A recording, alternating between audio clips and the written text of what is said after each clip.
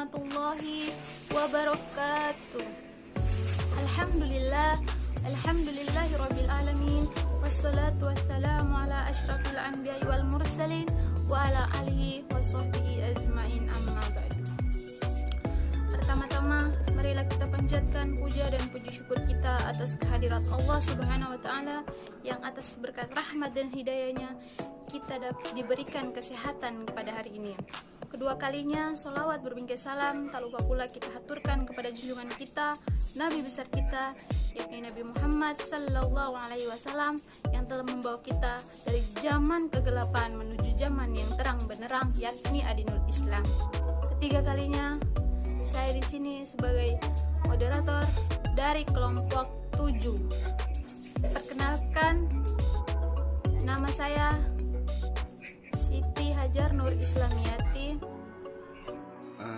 Perkenalkan, nama saya Fazrullah Bidalam Moda. Perkenalkan, nama saya Cita Sari Pedang. Perkenalkan, nama saya Nur Hasina Abdullah Uman. Wacana adalah salah satu bagian dari sastra kebahasaan yang menduduki posisi tertinggi. Dari pernyataan itu dapat disimpulkan bahwa wacana merupakan satuan tertinggi di dalam hierarki gramatika, merupakan gramatika tertinggi atau terbesar. Sedangkan wacana menurut para ahli, menurut ahli, wacana adalah rangkaian kalimat yang berkaitan sehingga membentuk makna yang serasi di antara kalimat-kalimat itu. Sedangkan menurut Gen, wacana adalah satuan bahasa yang tertinggi atau terlengkap yang di dalam satuan kalimat atau klausa dalam kohesi dan koersi yang berkesinambungan, yang memiliki akhiran dan awal yang nyata. Ciri-ciri wacana: yang pertama, terdapat tema; yang kedua, satuan terbesar, tertinggi atau terlengkap; yang ketiga, memiliki hubungan kontinuitas berkesinambungan; yang keempat, memiliki hubungan koherensi; yang kelima, memiliki hubungan kohesi; yang keenam, medium bisa lisan maupun tulis; yang ketujuh, sesuai dengan konteks. Wacana dapat dibedakan atas beberapa macam penggolongan. Dapat dibedakan atas wacana ilmiah dan non-ilmiah. Dapat dibedakan atas wacana fiksi dan non-fiksi. Dan masih dapat dibedakan atas penggolongan lain bagi sesuai dengan kebutuhan penulisannya. Adanya berbagai macam penggolongan itu disebabkan oleh perbedaan dasar penggolongan. Masing-masing penulis dapat membedakan wacana menurut dasar penggolongan tertentu sesuai dengan kebutuhan pembahasannya. Wacana berdasarkan cara pemaparannya digolongkan dalam 5 bentuk, yakni narasi, deskripsi, eksposisi, argumentasi, dan persuasi. Selanjutnya adalah jenis-jenis wacana. Wacana memiliki 4 jenis. Salah satunya adalah wacana narasi, yang kedua wacana deskripsi, yang ketiga wacana eksposisi, dan yang keempat adalah wacana argumentasi. Yang pertama, wacana narasi. Wacana narasi adalah cerita yang didasarkan pada suatu urutan-urutan suatu kejadian atau peristiwa. Narasi dapat berbentuk narasi ekspositaris dan narasi imajinatif. Dan yang kedua adalah wacana deskripsi. Wacana deskripsi adalah karangan yang menggambarkan suatu objek berdasarkan hasil pengamatan perasaan dan pengalaman penulisnya untuk mencapai pesan yang sempurna. Untuk pembaca, penulis perinci objek dengan kesan, fakta, dan citraan. Yang ketiga adalah wacana eksposisi. Wacana eksposisi adalah karangan yang memaparkan atau menjelaskan secara terperinci atau memaparkan suatu dengan tujuan memberikan informasi dan memperluas pengetahuan pada para pembacanya. Karangan eksposisi biasanya digunakan pada karya-karya ilmiah seperti artikel ilmu ilmiah, makalah-makalah untuk seminar, simposium, atau penatarannya. Tahapan penulisan karangan eksposisi yaitu menentukan objek pengamatan, menentukan tujuan dan pola penyajian eksposisinya, mengumpulkan data atau bahan, menyusun kerangka karangan, dan mengembangkan karangan menjadi karangan yang baik atau bagus. Dan yang keempat atau yang terakhir adalah wacana argumentasi. Wacana argumentasi adalah karangan yang berisi pendapat, sikap atau penilaian terhadap suatu hal yang disertai dengan alasan-alasan dan bukti-bukti dari pernyataan-pernyataan yang logis.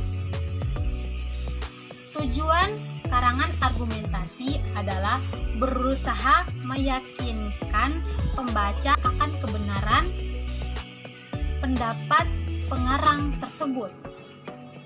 Tahapan menulis karangan. Tahapan menulis karangan argumentasi yaitu menentukan tema dan topik permasalahannya dan perumusannya. Tujuan penulis pernyataan yaitu yang mendukung, menyusun kerangka-kerangka dan mengembangkan kerangka menjadi sebuah karangan yang baik. Baik, selanjutnya saya akan menjelaskan tentang pengertian kohesi dan juga koherensi. Dan selanjutnya syarat-syarat pembangunan wacana yang baik. Yang pertama, kohesi. Kohesi adalah hubungan antar bagian dalam teks dan ditandai penggunaan unsur bahasa.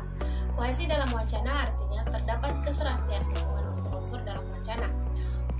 Konsep kohesi pada dasarnya mengacu pada bentuk, artinya unsur-unsur wacana, kata atau kalimat yang digunakan untuk menyusun suatu wacana memiliki keterkaitan secara padu dan utuh. Yang kedua, koherensi. Koherensi adalah keterkaitan antara bagian satu dengan bagian yang lainnya sehingga kalimat yang memiliki kesatuan makna yang utuh. Koherensi dalam wacana artinya wacana tersebut terpadu sehingga mengandung pengertian yang apik dan benar. Kohesi merujuk pada perpaduan bentuk, sedangkan koherensi pada perpautan makna. Pada umumnya, wacana yang baik memiliki keduanya. Kalimat atau kata yang dipakai bertautan. Pengertian yang satu menyambung pengertian yang lainnya secara berturut-turut. Jadi, wacana yang kohesif dan koheren merupakan wacana yang utuh. Yang kedua, syarat-syarat pembangunan wacana yang baik. Agar wacana menjadi baik, kita harus memperhatikan persyaratan dalam pembangunan wacana. Syarat tersebut adalah wacana tersebut harus kohesif dan koheren. Bila wacana tersebut kohesif dan koheren, akan terciptalah wacana yang memiliki kepaduan, kesatuan, dan juga kelengkapan. Yang pertama, kepaduan wacana. Untuk mencapai kepaduan, langkah-langkah yang harus kita lakukan adalah kemampuan merangkai kalimat dan paragraf sehingga berkalian secara logis dan padu. Untuk mempertahankan kalimat dan paragraf agar tetap logis, kita harus menggunakan kata hubung.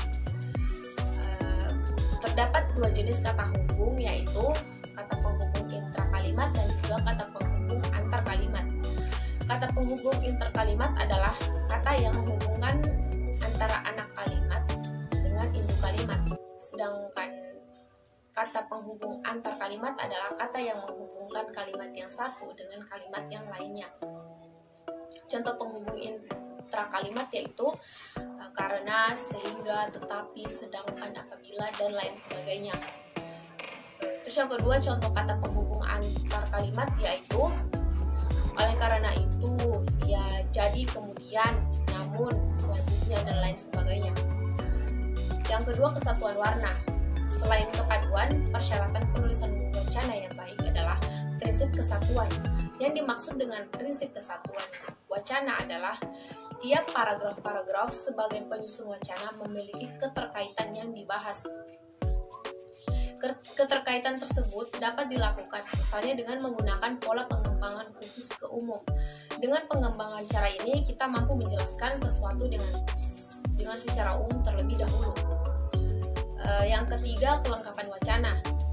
Sebuah wacana dikatakan lengkap apabila di dalamnya terdapat paragraf-paragraf yang menjadi inti dari suatu pembahasan yang diangkat dalam wacana tersebut secara lengkap untuk menunjuk pokok pikiran. Ciri-ciri paragraf penjelas yaitu berisi penjelasan-penjelasan serupa berupa rincian, keterangan, contoh, dan lain-lain. Paragraf penjelas juga memerlukan kata penghubung, baik kata penghubung antar kalimat maupun intra kalimat. Mungkin hanya itu yang dapat kelompok 7 sampaikan. Kurang dan lebihnya kami semua mohon maaf. Jika ada benarnya, itu datangnya dari Allah Subhanahu wa Ta'ala, dan jika ada salahnya, itu datangnya dari diri saya sendiri. Wabillahi taufik walhidayah. Wassalamualaikum warahmatullahi wabarakatuh.